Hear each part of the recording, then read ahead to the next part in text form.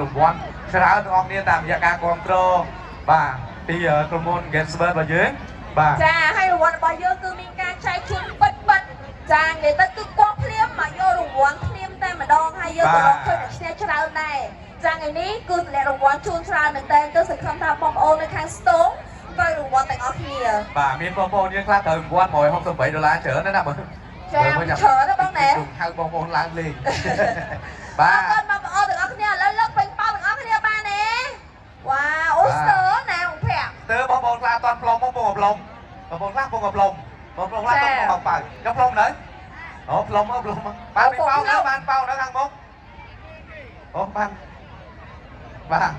អូមកស្រីបាន2ម្នាក់ឯងចាទៀត4ចាអូលយតើបងប្អូនត្រៀមទាំងអស់គ្នា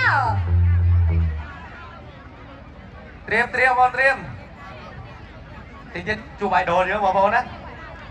ចាំនៅទៅចប់កម្មវិធីយើងថ្ងៃនេះយើងចប់ម៉ោង5លឺបាទ